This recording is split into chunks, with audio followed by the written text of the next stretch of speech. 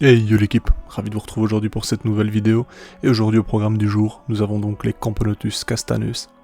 Alors vous le voyez, hein, superbe espèce, ça ne change pas, les ouvrières commencent à augmenter justement, on est plus ou moins à 10-12 ouvrières, bon je dis plus ou moins alors que c'est très simple de les compter, hein, vous le remarquerez, mais bon, et j'ai découvert de tout stade surtout, que ce soit justement des larves qui sont prêtes à tisser, des cocons prêts à justement être ouverts, et quelques petites larves fraîchement éclos, enfin 2 qui ont éclos quoi, c'est parfait franchement, j'ai tous les stades, ça évolue bien, c'est vraiment très sympa, superbe espèce, et le nourrissage devient pas compliqué en tube, mais ça rend les choses très sales, et vu l'espace qui devient de plus en plus restreint, j'ai décidé de leur offrir justement une aire de chasse et un tube supplémentaire.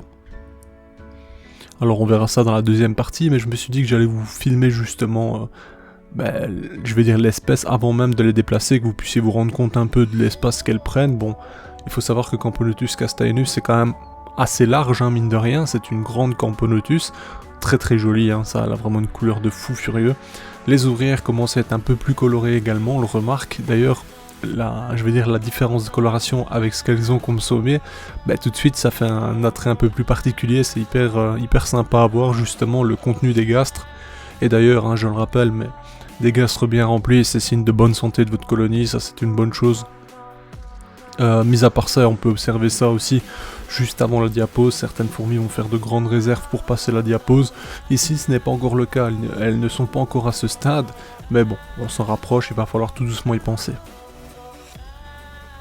Mis à part ça, franchement, comme dans chaque espèce de Camponotus, on attend de voir un peu Media Major, bien entendu, hein, c'est l'objectif. Bon, je pense que l'année prochaine on verra justement ceux-ci. En attendant, on va tout simplement les observer comme elles sont là, et tout simplement se contenter de cette magnifique reine et ses ouvrières. J'ai regardé justement à leur sujet un peu, voir en Amérique comment ça se passait, etc. Bon, déjà ça se trouve pas mal sur la côte est, on va dire, du moins la partie est de l'Amérique, hein. On reste dans l'Amérique du Nord, bien entendu, et ce qui est très intéressant, c'est que dans ces parties-là, c'est pas du tout une Camponotus qui est rare en soi, enfin, ça se retrouve partout.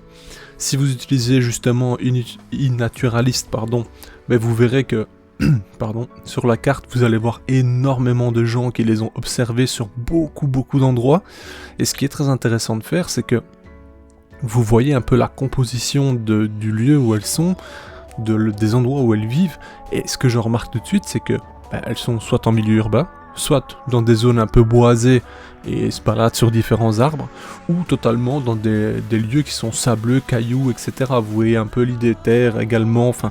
En fait, ce que je remarque et ce que je conclus, c'est qu'elles vivent partout, et dans différents substrats sans trop de problèmes. Et ça c'est vraiment bien, parce que ça nous donne un indice, ça nous dit que déjà elle est tolérante, elle s'adapte très bien à différents milieux, et en plus de ça, bien sûr, on sait vérifier un peu aussi les températures des villes, etc. Enfin, dans les zones où elles se trouvent, on sait avoir des infos plus claires, et franchement c'est sympa.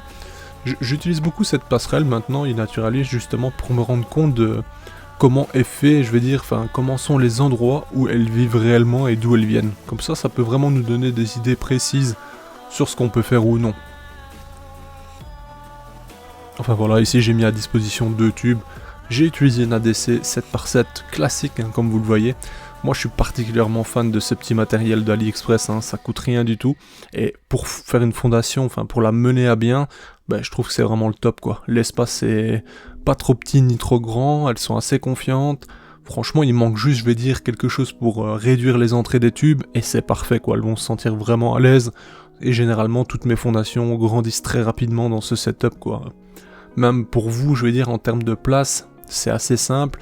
Pour le chauffage, ce que je fais, c'est que vous voyez ce qu'on utilise pour protéger les gaines, justement, pour les chauffagistes, etc. notamment, je prends ces gaines-là, je les coupe en 2, donc elles se mettent parfaitement... je prends aux dimensions des tubes environ, si pas un peu plus grand, c'est pas grave, et je les glisse tout simplement le long des tubes, comme ça il y a un contact entre le tapis et le tube, ce qui permet justement un chauffage plus adéquat. Sinon, vous mettez votre sonde pour le thermostat dans un tube et que vous mettez justement à la même hauteur et vous réglez votre température de fonction en fonction pour avoir justement la même température dans tous vos tubes. Comme ça, vous avez vraiment l'idée de combien elles reçoivent, quoi. Mais bon, moi j'aime bien mon petit schéma justement avec les gaines de protection, ça marche plutôt bien et la chaleur se transmet assez facilement. Alors on le sait, hein, la chaleur monte, mais forcément sans contact, c'est moins... Je veux dire, l'impact est quand même moins conséquent. Ici vous le voyez, mine de rien, le tube reste assez propre, hein, elles ont fondé dedans, elles sont là depuis le début.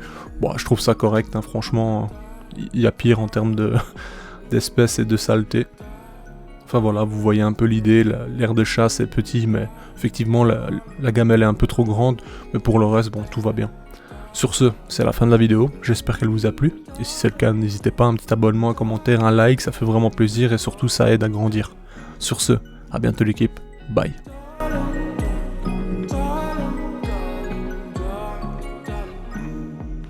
Hey, si toi aussi tu as apprécié la vidéo, n'oublie pas de t'abonner, de laisser un like, voire un commentaire, ou même de nous suivre sur les réseaux.